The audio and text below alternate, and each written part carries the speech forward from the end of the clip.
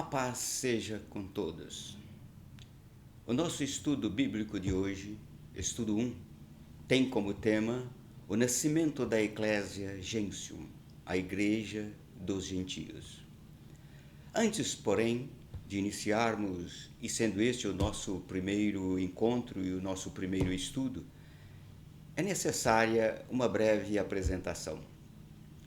Meu nome é Odair Aniceto, sou advogado, professor de Direito Civil, professor de Estudos Bíblicos, presbítero de uma igreja genuinamente evangélica. E estamos iniciando um ministério ou um trabalho de caráter eminentemente evangelístico, denominado da Eclésia Gentium. Quanto ao nome deste nosso ministério, que é também o nome do nosso ambiente de lavor, qual seja, da Eclésia Gentium, este nome não diz respeito e não significa absolutamente não a uma denominação eclesiástica. Significa, e tão somente, o nome de um trabalho evangelístico que consiste em ministrações de estudos bíblicos fundados essencialmente nas Sagradas Escrituras, na Bíblia Sagrada. O nome da Eclésia Gentium é composto de dois vocábulos latinos, Ecclesia, que significa igreja, e Gentium, que significa dos gentios, literalmente, pois, da igreja dos gentios. A igreja dos gentios, daí a expressão Ecclesia Gentium, tem uma explicação muito simples e uma razão muito linda. Sabemos nós, e assim nos ensinam as Escrituras Sagradas, que com a vinda do Senhor Jesus ao mundo, à terra que ele criou, ele, o Messias, não foi aceito pelo seu povo, pelo povo escolhido por Deus, pelo povo de Israel, pelos judeus. Por essa razão, e assim nos dizem as Escrituras Sagradas, sendo ele, Jesus, abandonado, rejeitado pelos seus, pelo seu povo, ele se volta então inteiramente para o povo gentio e institui a sua gloriosa igreja, e da qual ele, Jesus, é o cabeça, é o supremo pastor. Assim, a igreja gentílica, da qual todos nós, cristãos, fazemos parte como um corpo, o corpo de Cristo, tem como doutrina, é óbvio, o cristianismo e não o judaísmo.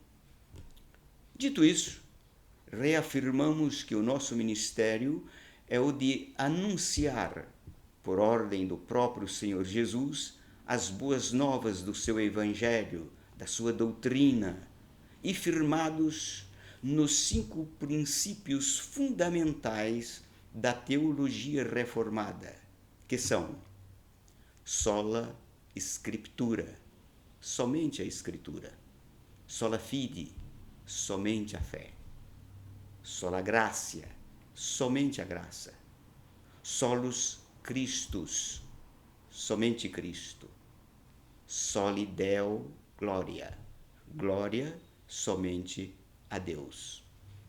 Portanto, o nosso trabalho consiste em ministrações de estudos bíblicos, de aulas expositivas das Sagradas Escrituras, buscando alcançar a todos e, em especial, o coração das novas gerações. Em o nosso estudo de hoje, cujo tema é o nascimento da Eclésia Gentium, a Igreja dos Gentios, serão abordados 4 tópicos ou 4 verdades. Primeira, o início da rejeição dos judeus ao Senhor Jesus. Segunda, sem rejeitar os judeus, o Senhor Jesus se volta para os gentios. Terceira verdade, o clímax da rejeição dos judeus ao Senhor Jesus. E quarta verdade e última, a instituição da Igreja dos Gentios, a Ecclesia Gentium. Vamos, portanto, ao nosso estudo bíblico 1, o nascimento da Ecclesia Gentium, a Igreja dos Gentios. Os textos básicos para o nosso estudo são o Evangelho de João, capítulo 1, versículos 6 ao 13 e versículos 19 ao 23. Está escrito: houve um homem enviado por Deus, cujo nome era João. Este veio como testemunha para que testificasse a respeito da luz, a fim de todos virem a crer por intermédio dele. Ele não era a luz, mas veio para que testificasse da luz, a saber, a verdadeira luz que, vindo ao mundo, iluminasse a todo homem. O Verbo estava no mundo. O mundo foi feito por intermédio dele, mas o mundo não o conheceu. Veio para o que era seu, e os seus não o receberam. Mas a todos quantos o receberam, deu-lhes o poder de serem feitos filhos de Deus, a saber, aos que creem no seu nome, os quais não nasceram do sangue, nem da vontade da carne, nem da vontade do homem, mas de Deus. Agora, versículos 19 ao 23. Este foi o testemunho de João, quando os judeus lhe enviaram de Jerusalém sacerdotes e levitas para lhe perguntarem: quem és tu? Ele confessou e não negou. Confessou: eu não sou o Cristo. Então lhe perguntaram: quem és, pois? És tu Elias? Ele disse: não sou. És tu o profeta? Respondeu: não. Disseram-lhe, pois: declara-nos quem és, para que demos resposta àqueles que nos enviaram. Que dizes a respeito de ti mesmo? Então ele respondeu: eu sou a voz do que clama no deserto. Endireitai o caminho do Senhor, como disse o profeta Isaías. Pois bem, já de início, e com a simples leitura dos textos sagrados, percebemos que, em síntese, a vinda do Senhor Jesus à terra, a terra que ele próprio criou e que é sua, e sendo ele o Messias, o Filho de Deus, ele não foi recebido e nem aceito pelos judeus, que não queriam e não quiseram endireitar o caminho do Senhor, que é o verdadeiro arrependimento. Antes, porém, o rejeitaram e o afrontaram, e ao final, culminando com a sua crucificação. Os textos sagrados nos levam a 4 verdades, como já anunciamos no início. Vejamos. Primeira verdade: o início da rejeição dos judeus ao Senhor Jesus. Antes, porém, há um detalhe nas Escrituras Sagradas e que está no livro de Deuteronômio, capítulo 7, versículos 6 e 7, que precisa ser lembrado. Qual seja, foi propósito de Deus ter escolhido o povo de Israel para, através dele, se revelar ao mundo e revelar o Messias, o Cristo Jesus, e os mistérios do seu reino, como está escrito, Deuteronômio 7, versículos 6 a 7. Assim diz a palavra de Deus: porque tu és povo santo ao Senhor teu Deus. O Senhor teu Deus te escolheu para que ele fosse o seu povo próprio de todos os povos que há sobre a terra. Não vos teve o Senhor afeição, nem vos escolheu porque fosseis mais numerosos do que qualquer povo, pois éreis o menor de todos os povos. Portanto, a eleição do povo de Israel para que, no seu meio e através dele, do povo de Israel, Cristo se revelasse e se manifestasse, foi este propósito do Senhor nosso Deus. Porém, os poréns da vida. E como vimos nos textos sagrados, vindo Jesus ao mundo que ele próprio criou, ele, o Messias, foi rejeitado sistematicamente pelo seu povo, cumprindo-se o que está escrito no texto sagrado que lemos, João 1, versículo 11: veio para o que era seu, e os seus não o receberam. Uma primeira coisa que aprendemos aqui é a rejeição dos judeus ao Senhor Jesus foi profetizada.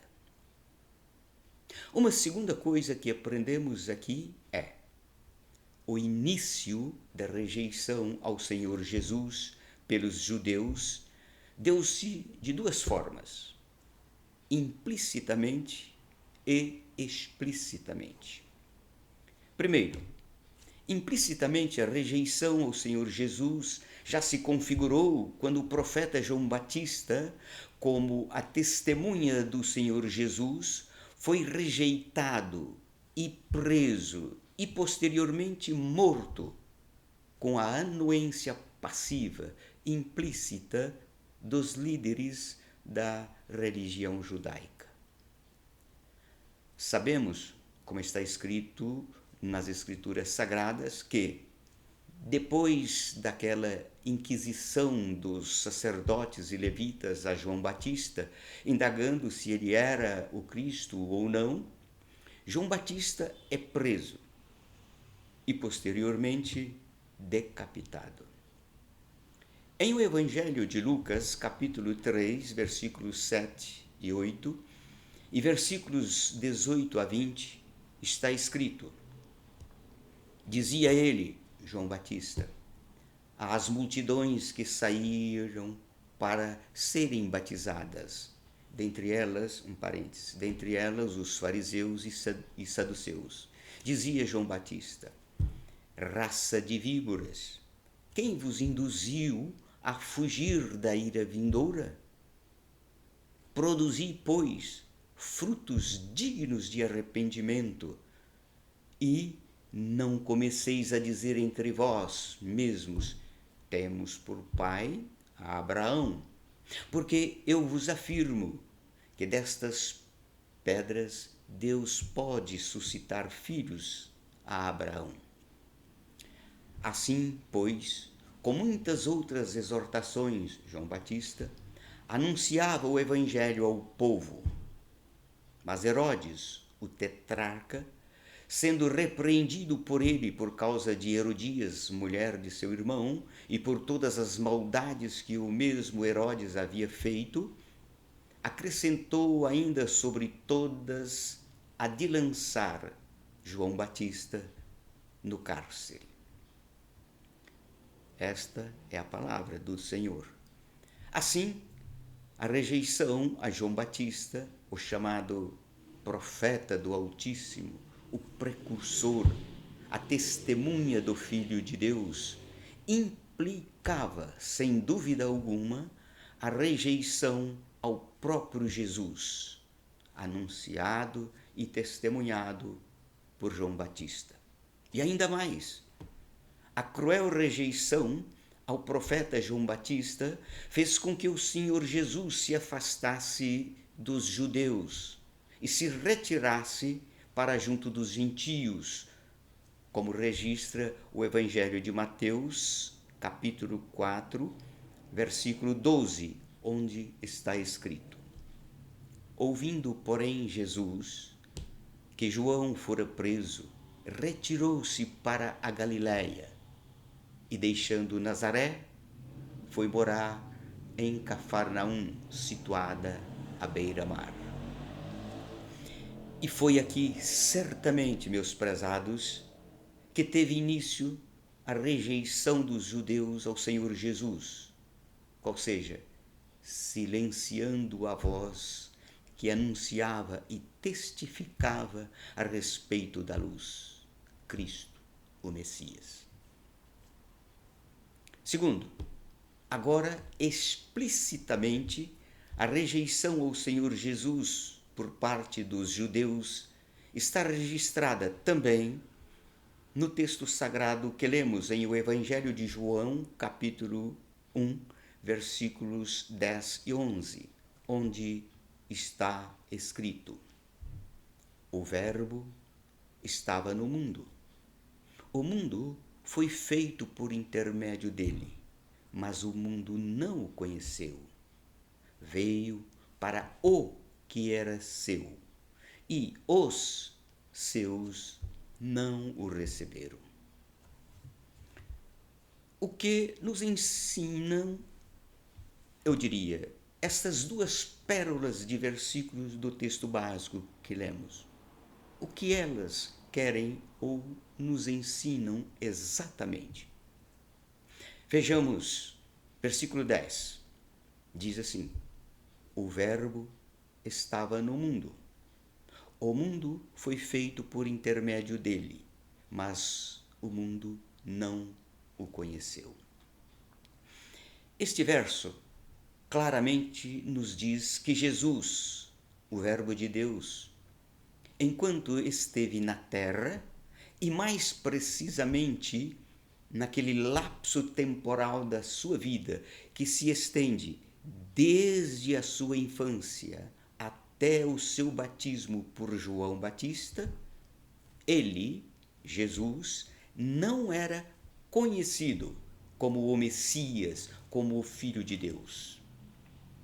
Aliás, é o próprio João Batista que atesta esta verdade no mesmo capítulo 1 do Evangelho de João, versículo 31, dizendo: Eu mesmo não o conhecia, mas, a fim de que ele fosse manifestado a Israel, vim, por isso, batizando com água. Portanto, até o dia em que foi batizado por João Batista, Jesus não era conhecido como o Messias, o Cristo, mas tão somente como o filho do carpinteiro. Vejamos agora o que nos ensina a outra pérola de versículo, o versículo 11 do mesmo texto de João, capítulo 1. Diz o versículo 11: O Verbo, ou melhor, veio para o que era seu, mas os seus não o receberam. Observemos que, neste emblemático versículo, temos uma preciosa figura de linguagem, um paralelismo sintético, brilhante e expressivo que nos ensina. A primeira parte do versículo 11 diz: Veio para o que era seu. A pergunta é: o que significa veio para o que era seu? Significa que Jesus veio ao mundo que é seu, veio à terra que é e sempre foi sua, e que ele a criou como o Verbo de Deus, como está escrito no versículo anterior que lemos. O Verbo estava no mundo. O mundo foi feito por intermédio dele, mas o mundo não o conheceu. Agora vejamos a segunda parte do versículo 11, que diz: Mas os seus não o receberam. Vejamos que a primeira parte diz: veio para o que era seu. A segunda parte: mas os seus não o receberam. A pergunta agora é: quem eram os seus que não o receberam?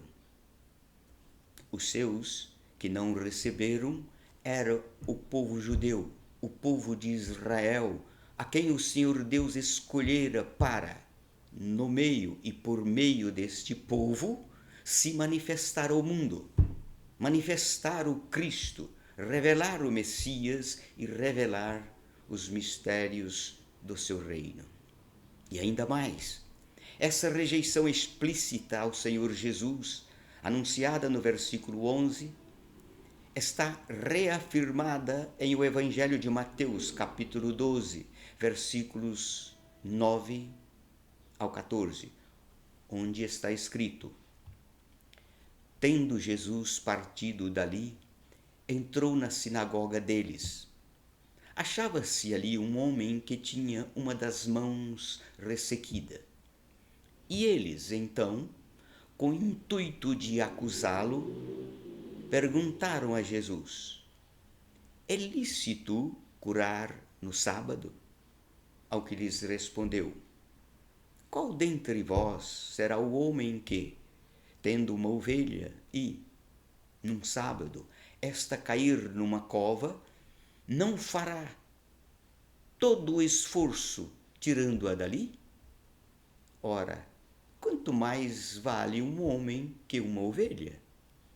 Logo, é lícito nos sábados fazer o bem.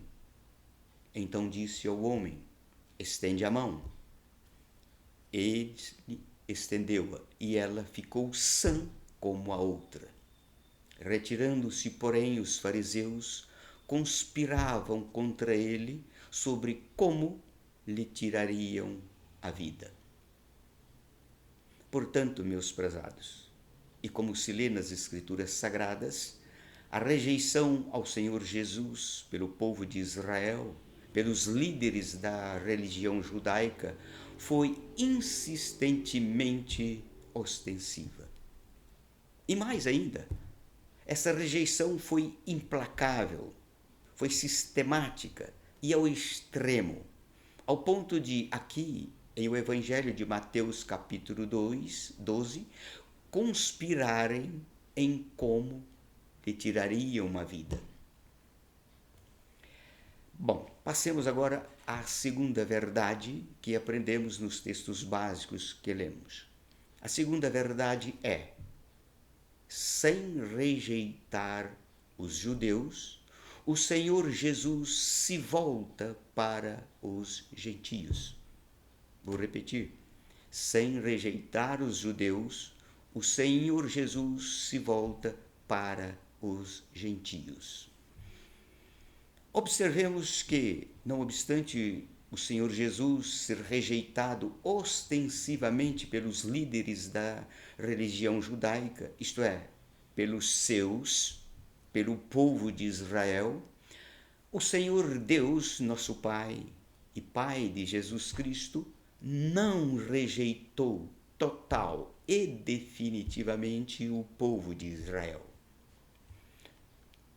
Esta verdade está escrita, pois assim nos ensina a epístola de Paulo aos Romanos, capítulo 11, versículo 1, e depois os versículos 11 e 12, onde o apóstolo Paulo, ao discorrer sobre o futuro de Israel após rejeitar o Filho de Deus, diz: pergunto, pois, isto é Paulo dizendo, pergunto, pois, terá Deus, porventura, rejeitado o seu povo? De modo nenhum, pois eu também sou israelita, da descendência de Abraão, da tribo de Benjamim. Versículos 11 e 12 agora. Pergunto, pois, porventura tropeçaram para que caíssem? De modo nenhum. Mas, pela sua transgressão, veio a salvação aos gentios, para pô-los em ciúmes. Ora, se a transgressão deles, os judeus, redundou em riqueza para o mundo, e o seu abatimento dos judeus em riqueza para os gentios, quanto mais a sua plenitude. Vejam vocês que Paulo, o apóstolo dos gentios, é o mesmo Saulo de Tarso que, em Atos dos Apóstolos, capítulo 22, versículos 4 e 5, diz, em sua defesa, quando foi preso: persegui este caminho até a morte, prendendo e metendo em cárceres homens e mulheres, de que são testemunhas o sumo sacerdote e todos os anciãos. Destes, diz Paulo, recebi cartas para os irmãos, e ia para Damasco, no propósito de trazer manietados para Jerusalém os que também lá estivessem, para serem punidos. Vejamos, portanto, no texto sagrado da Epístola de Paulo aos Romanos, que Deus não abandona definitivamente a Israel. Porém, fica explicitamente claro e em termos mais exortativos e didáticos que, pela transgressão de Israel, isto é, pela rejeição dos judeus ao Senhor Jesus, veio a salvação aos gentios, e que os judeus, ao tropeçarem na pedra de tropeço, Cristo Jesus, isto redundou em riqueza para os gentios. Aliás, esta passagem confirma e esclarece o que foi lido e examinado no texto sagrado do Evangelho de João, capítulo 1, 11 e 12, que diz: veio para o que era seu, e os seus não o receberam, mas a todos quantos o receberam, deu-lhes o poder de serem feitos filhos de Deus, a saber, aos que creem no seu nome. Pois bem, e conforme lemos em o Evangelho de Mateus, capítulo 12, 9 a 14, o Senhor Jesus, após ser duramente rejeitado pelos judeus, pelos líderes da religião judaica, e ao saber da prisão do seu precursor, o profeta do Altíssimo, João Batista, ele, Jesus, se retira agora para o meio dos gentios, para a Galiléia dos gentios, onde tudo começou. Se não, vejamos. Em o Evangelho de Mateus, capítulo 4, versículos 12 ao 17, está escrito: ouvindo, porém, que João fora preso, retirou-se Jesus para a Galiléia, e deixando Nazaré, foi morar em Cafarnaum, situada à beira-mar, nos confins de Zebulon e Naftali, para que se cumprisse o que fora dito por intermédio do profeta Isaías: terra de Zebulon, terra de Naftali, caminho do mar, além do Jordão, Galiléia dos gentios. O povo que jazia em trevas viu grande luz, e aos que viviam na região e sombra da morte, resplandeceu-lhes a luz. Daí por diante, passou Jesus a pregar e a dizer: arrependei-vos, porque está próximo o reino dos céus. Portanto, foi a partir daí, já no meio dos gentios, que Jesus começa a escolher os seus apóstolos e a dar início ao seu glorioso ministério, pregando não mais aos judeus, mas aos gentios e aos seus discípulos.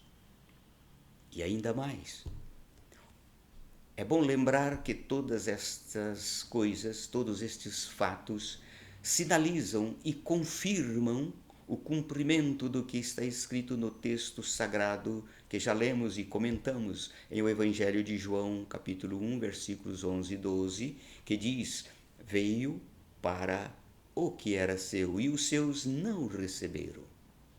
Mas a todos quantos o receberam, deu-lhes o poder de serem feitos filhos de Deus, a saber, aos que creem no seu nome. Aliás, estes dois versículos chaves, além do que sobre eles já analisamos, ou melhor dizendo, e aprendemos instantes atrás, esses dois versículos, nos ensinam duas outras lições. Primeira, o povo de Israel era os seus, que por ser os seus não o receberam, nem creram em Jesus, nem o receberam como o Messias, como Cristo, como Filho de Deus.